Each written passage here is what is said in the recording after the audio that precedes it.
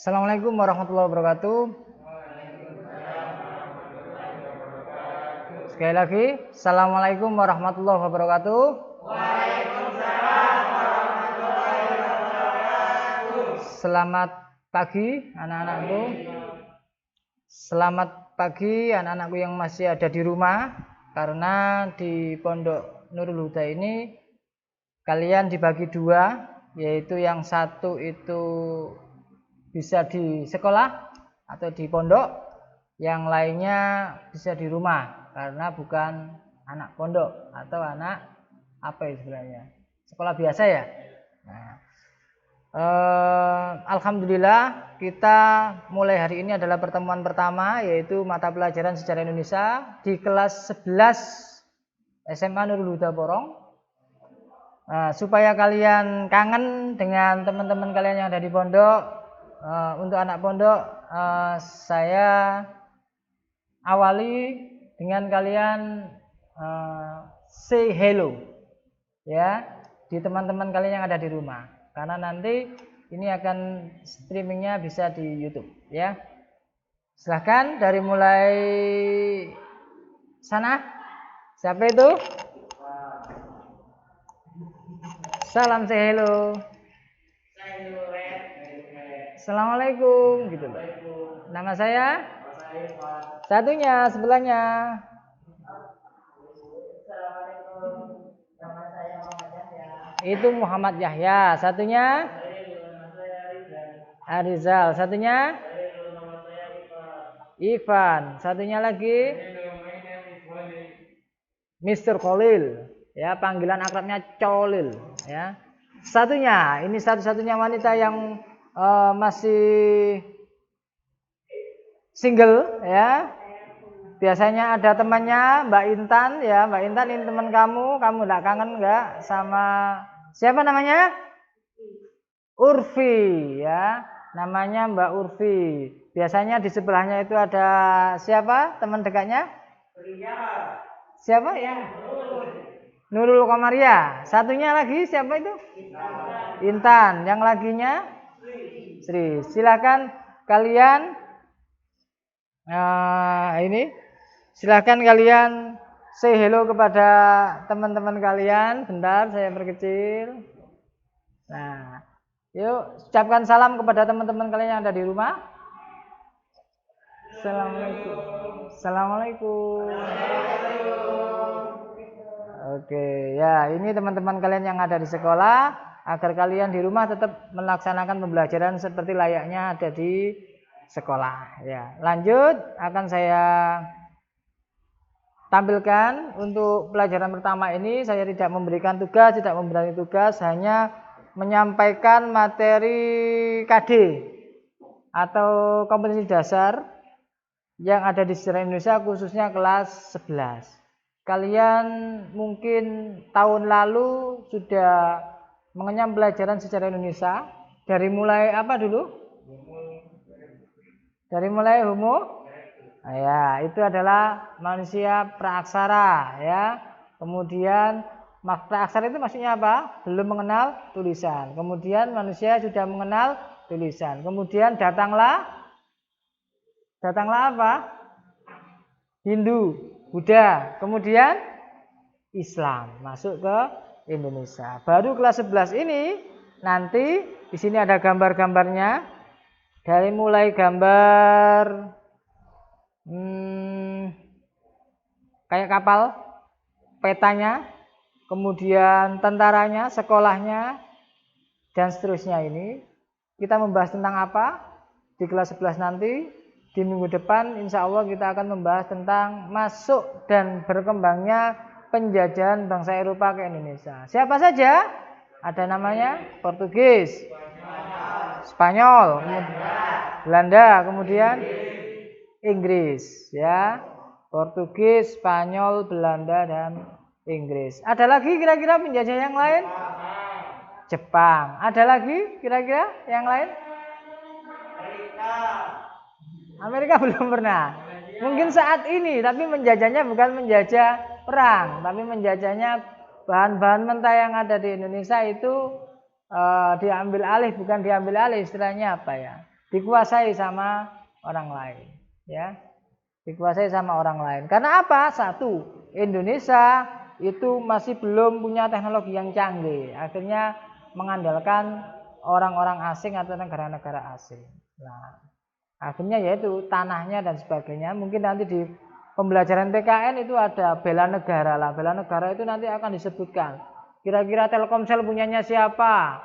Freeport punyanya siapa? Dan sebagainya itu kelihatan bendera-benderanya. Ada benderanya Singapura, benderanya Amerika, benderanya Cina, benderanya Eropa seperti Inggris dan sebagainya. Itu hak milik yang berkuasa di tanah-tanah Indonesia itu akan kelihatan. Nanti dipakai di PKN. Karena di sini saya nggak ngajar PKN, maka tidak bisa saya tampilkan. Nah, ini yang pertama. Jadi minggu depan dan seterusnya mungkin ini kurang lebih 1-3 kali pertemuan kalau tidak salah. Itu kita membahas tentang penjajahan atau masuknya orang-orang Eropa ke Indonesia. Setelah Islam masuk, baru orang Eropa. Ya salah satunya Portugis, Belanda, Spanyol, Inggris. Bahkan yang paling lama adalah Belanda. Berapa tahun kurang lebih? 3,5. Yang lain? 3 abad. 3 abad itu berapa tahun? 300 tahunan ya. Kurang lebih antara 350 tahun. Jadi kurang lebih 3,5 abad. Itu kurang lebih ya. Tuh. Lanjut. Untuk selanjutnya kadinya atau materinya adalah perlawanan. Setelah mereka masuk ke Indonesia, ternyata mereka pandai memonopoli keadaan perdagangan di Indonesia. Akhirnya ibaratnya itu orang ketiga, contohnya kamu, orang Madura ke Jawa misalnya ya. Ini hanya contoh tapi enggak. Orang Madura ke Jawa, kemudian dia menguasai seluruh Jawa ini. Maksudnya itu di Kedung Boto ini menguasai perdagangannya dan sebagainya, akhirnya dimonopoli. Dan akhirnya merasa pihak pribumi itu merasa tertindas. Nah, makanya ada namanya perlawanan itu. Kok seperti ini orang Eropa, kok seperti ini Portugis, kok seperti ini Belanda, kok semena-mena dan sebagainya. Akhirnya terjadilah perlawanan di Indonesia terhadap penjajahan Eropa. Siapa yang melawan? Banyak tokoh-tokohnya yang biasanya ditempel di SD-SD itu ya. Siapa aja tokohnya yang terkenal itu? Bung Tomo itu 45 ke atas. Bung Tomo 45 ke atas. Nah, belum sebelumnya penjajahan ini. Siapa kira-kira? Ada yang tahu? Gak ada ya di situ. Di situ ada. Di kelas 12 ada. Di kelas 12 ada. Di kelas-kelas SD dulu juga ada. SMP juga ada. Ya. Apa? Patimura ya di Maluku. Kemudian yang di Jawa yang terkenal Imam Bonjol itu Sumatera kayaknya ya. Sumatera ya Imam Bonjol itu ya. Diponegoro dan seterusnya. Lah itu nanti. Cuman perlawanannya dalam bentuk apa? Parsial, kedaerahan. Porong siapa? Kemudian di Madura sana siapa? Di situ siapa? Akhirnya kalah, Belanda jadi satu Indonesia Belanda jadi satu. Kalau misalnya di sini kalah, mesti ada tentara lain yang membantu. Kalau Indonesia tidak satu-satu ya wis. Ini perang santai-santai ya di daerah itu saja. Akhirnya ya pahlawan-pahlawan itu tumbang semuanya. Baik tumbang dalam peperangan ataupun tumbang dalam perundingan. Habis dirunding, oke, siap, namanya orang Indonesia wis bondo percaya. Akhirnya dibijui, diasingkan, kemudian sampai meninggal. Ya, kemudian apen apa bahasa Indonesianya apen itu? Ya. Nah, pura-pura atau alih-alih dianya Belanda ngajak runding ternyata dia dibunuh dan sebagainya. Ini adalah salah satu kelemahan itu. Makanya ada perlawanan itu. Ya, kemudian dampaknya penjajahan bagi Eropa apa saja? Kalian sudah tahu di sini mungkin di Sidoarjo ini ada pabrik gula, itu peninggalannya Belanda. Nah, apakah negatif seluruhnya itu pengaruhnya atau dampaknya bagi kita Indonesia sampai saat ini? Banyak, ada yang negatifnya, ada yang positif. Nah, positifnya ya kalian sekolah seperti ini, gedung-gedung seperti ini itu awalnya dulu Belanda. Kalau Islam itu biasanya di pesantren-pesantren. Nah, seperti pondok ini mungkin kalian mengakulturasikan dengan Islam, mengkombinkan dengan Islam. Tapi untuk sekolah-sekolah modern ini itu biasanya hubungannya dengan Belanda atau orang Eropa. Sekolahnya seperti ini gitu loh. Ya, jadi ada manfaat, dampaknya itu ada yang manfaat, ada yang tidak bermanfaat juga. Maksudnya itu negatif gitu loh. Mungkin kakek-kakek kita yang dulu itu banyak yang terbunuh karena perang ini. Ya bayangkan 350 abad ya. Kemudian banyak yang tanah-tanah sawah atau perkebunan dan sebagainya itu dikuasai sama mereka. Jadi kita itu hanya meskipun itu tanah kita tapi kita harus mengeluarkan pajak yang lebih. Tidak seperti saat ini, tapi yang dulu itu lebih. Bahkan hanya dibiayai sebagai pekerja, dianggap sebagai pekerja. Padahal itu adalah tanah-tanah kita gitu. Itu dampaknya. Tapi untuk yang lain kita eksplor di pertemuan-pertemuan selanjutnya nanti. Ini hanya sebagai dampak umum aja. Selanjutnya adalah menghargai nilai-nilai Sumpah Pemuda dan maknanya pada masa kini. Apa menghargai nilai-nilai Sumpah Pemuda? Maksudnya apa? Kok ada pemuda? Kok gak nilai-nilai sumpah tua, sumpah anak-anak kecil dan sebagainya? Kenapa? Karena dengan orang muda lah, anak muda lah yang bisa menggerakkan bangsa ini ke depannya. Seperti kalian lah ini nanti yang menjadi tolak ukur. Kalau sampean nanti sekarang terpuruk, maka nanti bangsa Indonesia ke depannya pasti akan terpuruk. Kalau anak-anak muda seperti kalian sekarang itu belajar giat, tekun, rajin, maka otomatis Indonesia akan berkembang. Ya karena kalianlah nanti ke depannya itu Indonesia kalian bawa. Itu. Kenapa kok Sumpah Pemuda itu harus dijadikan sejarah? Karena dari awal perang gerilya, perang parsial itu, perang kedaerahan-kedaerahan itu akhirnya tidak membuahkan hasil. Perang benar kaitan menang. Pertama menang, ternyata kemudian tumbang. Seperti itu. Ya. Kemudian selanjutnya setiap daerah mesti tumbang semua. Lah, bagaimana caranya untuk mengantisipasinya? Akhirnya pemuda itu kumpul, seluruh Nusantara, seluruh Indonesia ini kumpul. Ya apa caranya Indonesia merdeka? Makanya ada namanya Sumpah Pemuda. Kami bangsa Indonesia ya dan seterusnya itu, maka otomatis jadilah sekarang negara Indonesia yang jadi satu. Meskipun banyak daerah tapi tetap namanya Indonesia.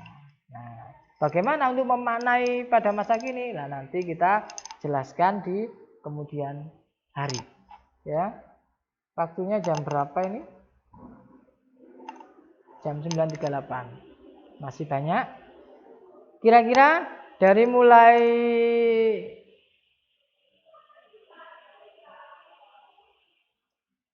awal masuk dan berkembangnya penjajahan bahasa Indonesia ke Eropa, ada yang ditanyakan? Tidak ada? Tidak ada. Kemudian buku-bukunya sudah disiapkan nanti di situ ya, sejarah Indonesia ya. Berbeda loh ya antara sejarah dengan sejarah Indonesia. Kalau sejarah Indonesia mengupas tuntas tentang sejarahnya orang Indonesia. Meskipun nanti ada hubungannya dengan negara lain, tapi tetap Indonesia yang dikupas. Tapi kalau sejarah itu mengupas sejarah dunia, ya, sejarah dunia. Apa saja pasti nanti kalian sudah tahu di buku sejarahnya sendiri itu sudah tahu. Ya. Masuk berkembangnya, tidak ada yang tanyakan ya. Kemudian perlawanan Indonesia. Habis orang Eropa masuk, ternyata dilawan. Karena apa? Ketidakadilan dari masyarakat pribumi. Nah, apakah berdampak untuk saat ini untuk kalian? Banyak enggak sekarang yang itu? Apakah ada perang? Enggak. Sekarang yang dikhawatirkan adalah namanya apa? COVID. Ya, itu salah satu perang biologi ya, salah satu perang biologi. Namun banyak opsi. Ini memang penyakit COVID gitu. Tapi ini kayaknya ada pihak ketiga yang mempropagandakan COVID ini dan seterusnya. Tapi itu kalian pelajari. Kalau kalian percaya bahwa ini adalah murni adalah penyakit, ya berarti kalian harus sesuai dengan protokol, ya. Sesuai dengan protokol. Kalau misalnya ada yang bilang, oh ini adalah apa istilahnya, hoak dan sebagainya, sebenarnya tidak ada COVID dan sebagainya, yaitu terserah kalian. Yang penting protokol kesehatan kalian jalan, ya, protokol kesehatan saat pembelajaran seperti sampean jalani. Meskipun misalnya di sana-sana hoak, ya dijalani aja. Yang penting kita safety untuk imun kita, daya tahan tubuh kita. Yang kedua, kita sudah beriman pada Allah, tawakal bahwa menyerahkan setelah saya melaksanakan protokol kesehatan, baik cuci tangan di depan kelas ini maupun pakai masker kalian. Mohon maaf ya, saya enggak itu karena supaya suara saya jelas. Ini saya pakai masker ya. Agar kalian nanti itu terhindar ya, karena COVID ciri-cirinya seperti ini. Yang kedua, kalian tawakal. Setelah kalian berusaha total sepenuhnya, maka kalian harus berserah diri kepada Allah. Wis, Allah yang menentukan. Jangan hanya bondo yang layaknya orang umum, orang awam itu tawakal saja. Bisa aku wis bondo tawakal wis, serah wis baikku kena bagak. Jangan seperti itu ya. Tapi tanpa harus kalian usaha dulu. Namanya adalah ikil fa tawakal. Usaha dulu baru tawakal. Layaknya analogikan dengan kalian saat menyeberang jalan, ya. Saat menyeberang jalan gimana? Apakah kalian langsung nyeludur? Tidak, mesti harus tolah-toleh. Tolah kiri, toleh kanan, ya, toleh kiri, toleh kanan. Kenapa? Padahal kalian yakin bahwa takdir Allah itu pasti mati nanti kalian. Bah mati nang dalan, bah nandi gitu ya. Tapi kalian kenapa kok harus tolah-toleh? Padahal takdir itu tahu bahwa kalian nanti ditakdirkan Allah meninggalnya segini. Tapi kenapa kok kalian harus tolah-toleh dulu? Nyeludur wis percaya sama Allah gitu.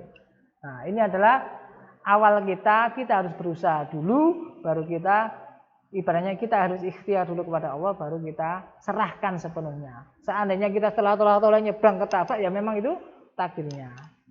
Gitu ya. Jadi usaha dulu baru tawakal. Makanya sekolah memberikan kalian, ini diberikan sekolah ya? Maskernya? Oh enggak. Ya mudah-mudahan nanti dikasih sama sekolahan. Mohon maaf ya pihak sekolah. Ya, mudah-mudahan nanti diberikan sekolahan, mungkin harga 2.000 3.000 sudah banyak kok ya. Yang lain dikasih? Oh belum ya. Oke. Itu ya. Jadi apapun kondisi kita, anak-anakku yang ada di rumah, tetap kalian jaga protokol kalian. Meskipun kalian belajar di rumah, tetap kebersihan dijaga, wudu yang sesuai dengan sunnah Rasul ya.